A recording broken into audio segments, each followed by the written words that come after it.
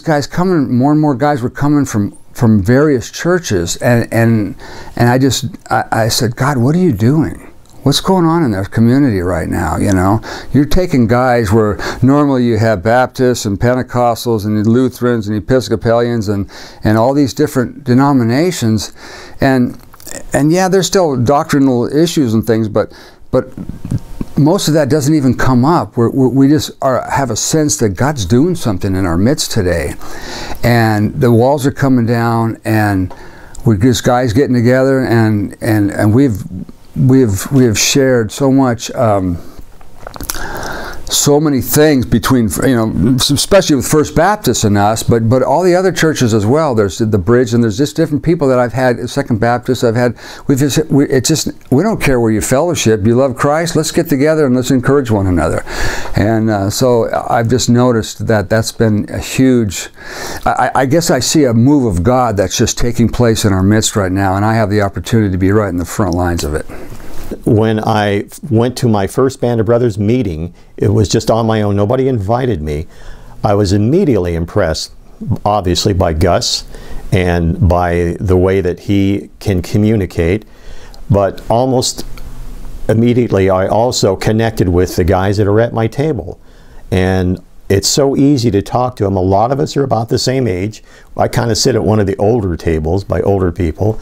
So we're not trying to impress each other with our accomplishments or any of our stories of woe.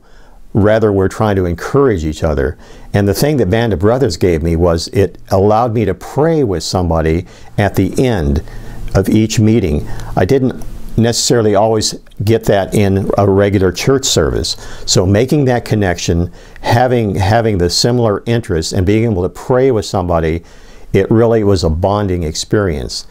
But one of the greatest things about Band of Brothers is the men's retreat. I went to the one last year, and I'm just really looking forward to going to the one this coming year, because when you do go there, you don't have the distractions. You don't have to worry about getting back to work, or you don't have to worry about mowing the lawn as soon as you get home from the family. You basically have 3 days there to really deepen your friendships and deepen your spiritual experience.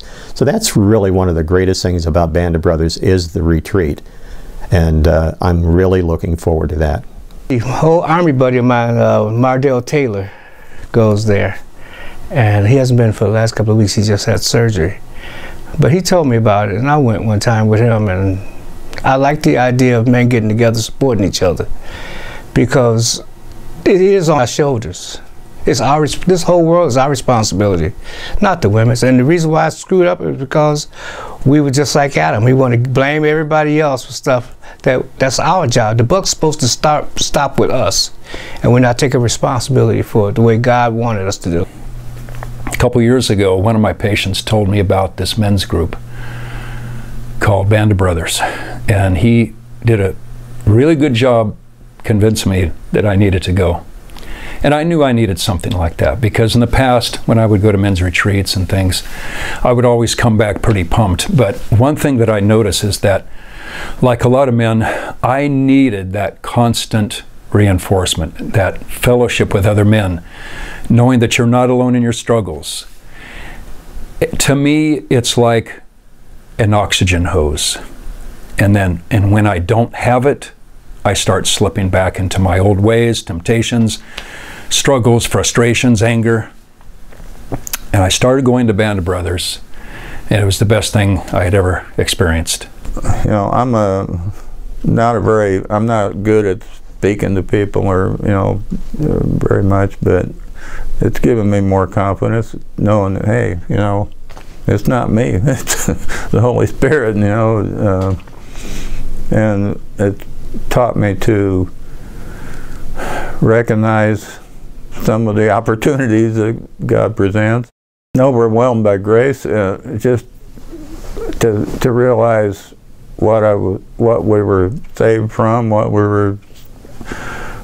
what Christ did for us, and what He's doing for us, and you know, you get at my age, you start to have some weird things happen health-wise and stuff, and you think, man, you know, this is just a temporary temporary deal. And the Wednesday mornings, it just gives me that rejuvenation that I need for the middle of the week, and reminds me who I'm supposed to be, and that I don't have any condemnation. I mean, that's something that I fight with, and I believe a lot of men do still. I mean, it's hard in this earthly world to look back and when you have relationship problems, or problems with life in general, that you need the guidance of the Lord, to get you through that daily, every moment. It's made a huge difference in my life. I feel like I belong to a group of men that really love the Lord, and that really care about each other, and not only that, but they care about people around them. Even people that don't believe in the Lord.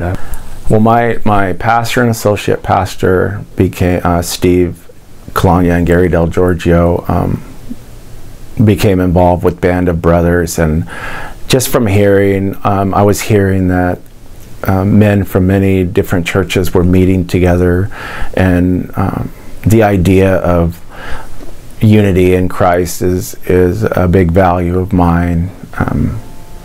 And so I was excited to hear about this program. I wasn't able to come for a long time just because of my work schedule, but I would come as often as I could, and now with my new schedule, I'm able to come regularly, and it's been